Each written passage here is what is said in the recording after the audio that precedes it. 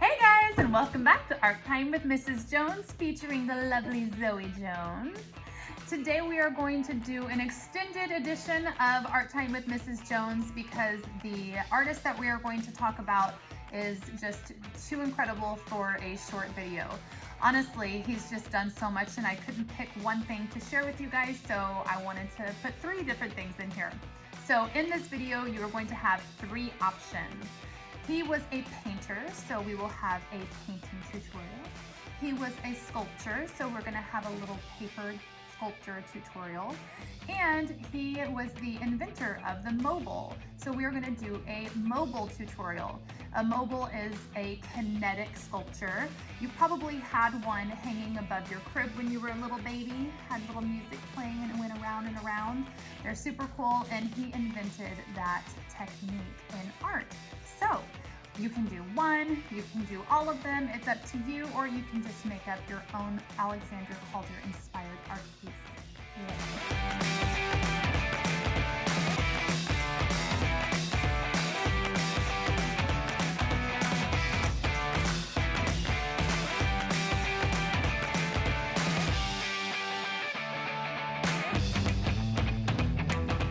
So for this activity, we are going to be making the Kinetic Sculpture, also known as a mobile. So Zoe is going to tell you what you need for this. So we are going to need some pipe cleaner. We'll need 2, some glue, and some scissors.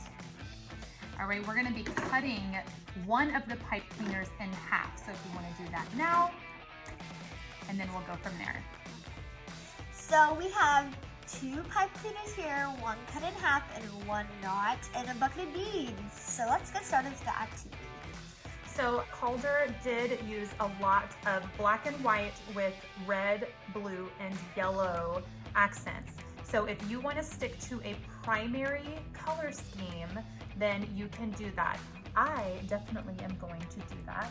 Zoe, what do you think you're going to do today? I just want to do it rainbow, honestly, and it might have some orange in there, red. Sometimes he pops a little orange in there, so I'm going to have those colors for sure, and some other colors.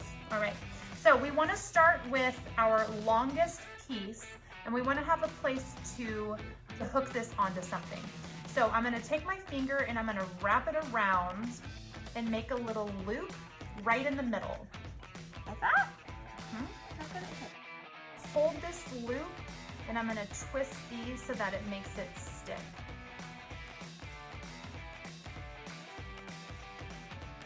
So from here, I am going to be connecting these, but I want to put some beads on here first. So let's go ahead and start putting just a few beads up in this top section. It kind of looks like a little guy. All right, so it doesn't necessarily have to be exactly balanced yet, but we are going to be balancing it out so that it hangs appropriately. So from here, I am going to make another little loop. And on the other side, I'll make a loop as well.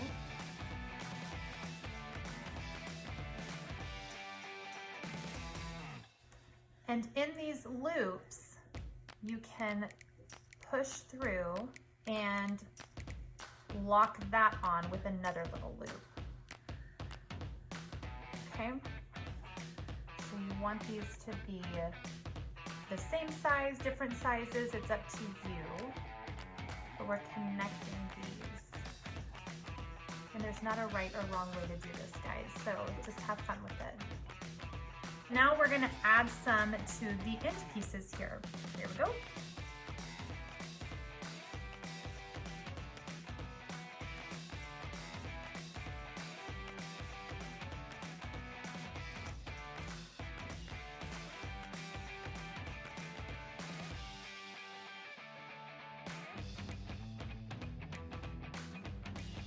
At the end of each of these, if you leave it like this, they're just gonna fall right off.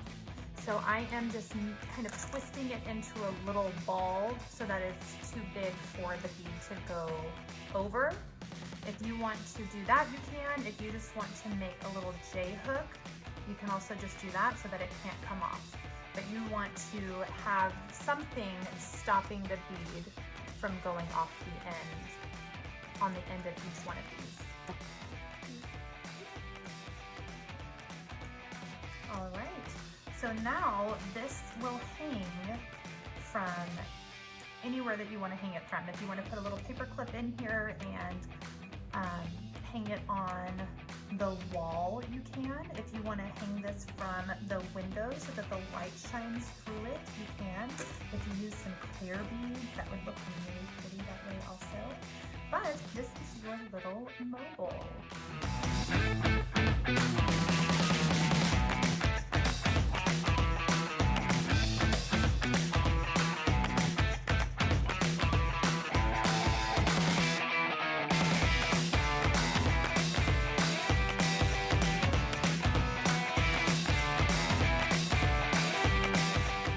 All right, this one is going to be the paper sculpture.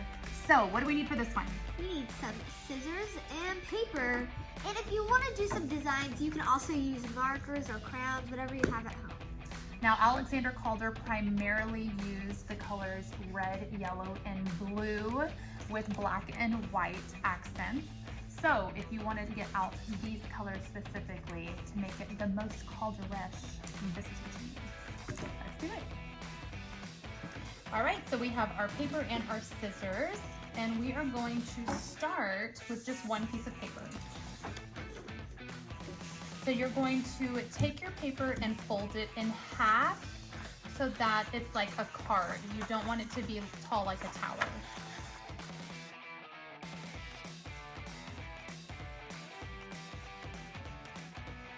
Then you're gonna fold the folded edge over just a little bit to give yourself a guideline right here. Okay, so nothing that we cut on the bottom is going to cross this. We're going to be making half of a rainbow coming from the bottom toward this line. Don't cross the line. Watch me first. You can go from the middle up to that line and stop.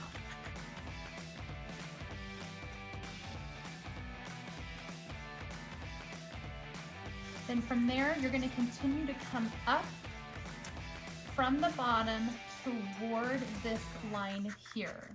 You're always coming from the bottom and cutting toward the line. We're not cutting from the side or the top yet. So once you run out of space on the bottom, you are going to flip it around and work on the top. You can do the same thing coming towards this center section here.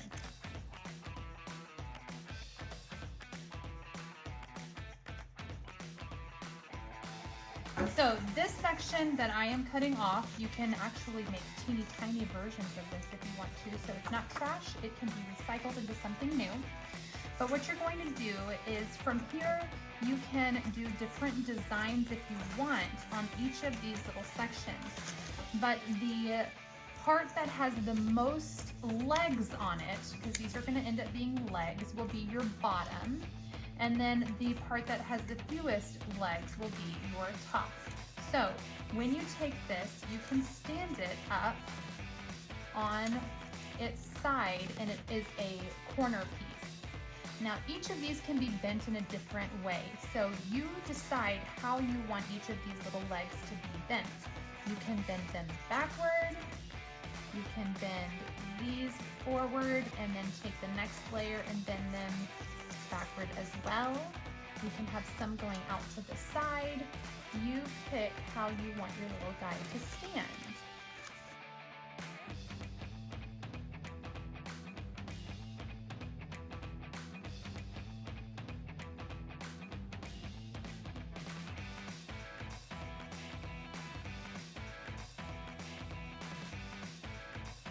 As you can see here, mine and Zoe's are similar but different. Now there are a number of different ways that you can cut and make these into different sculptures, but whenever they're standing up, they look super cool. So, can't wait to see yours.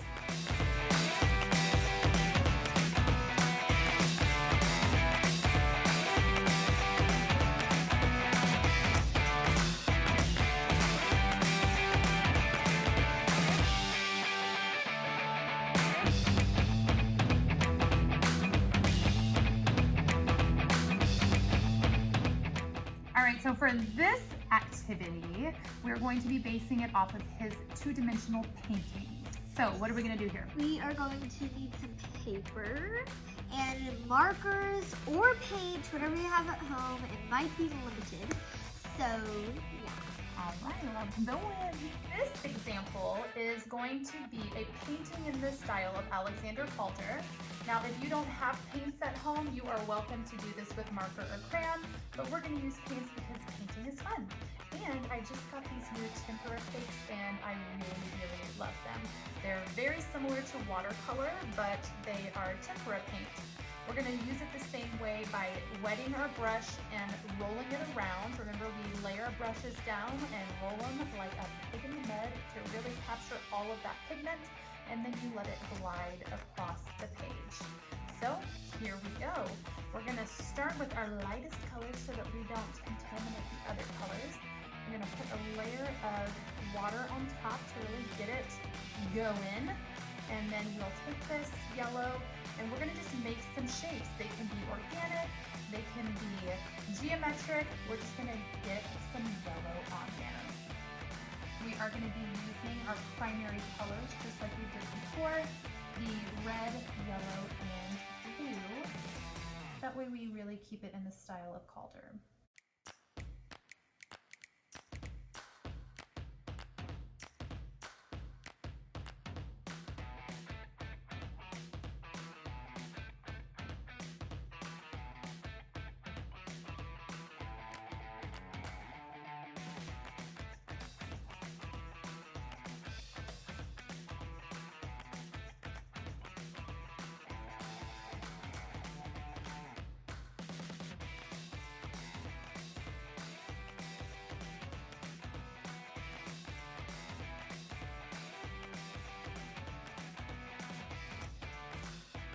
That is it, friends. Look at these beautiful masterpieces. We've got lots of shapes and circles on top of circles. I like the little layering that you did. This is very cool. And this right here is really fun also. I like that on top of each other. It looks like it's a circle with like a back and then it goes to a circle again. What is that shape called, Zoe? It is a 3D form. It is a cylinder. This one looks like a cylinder, says Zoe. Very cool. Mine, I just kind of went crazy with different things here and there. I tried to get some of those Alexander Calder elements in here with the loop-de-loops and this little guy here with the semicircles. So I hope that if you do this with paint, you have fun, and if you do this with crayon or marker, it turns out just as lovely.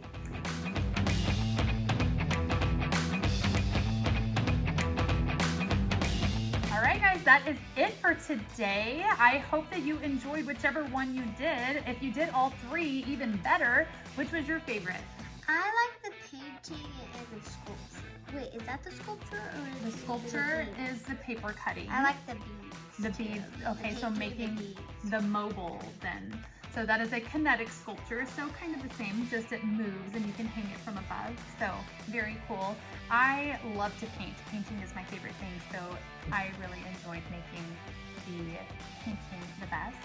And I cannot wait to see yours, so please make sure you share your pictures with me. And until next time, keep creating. Bye!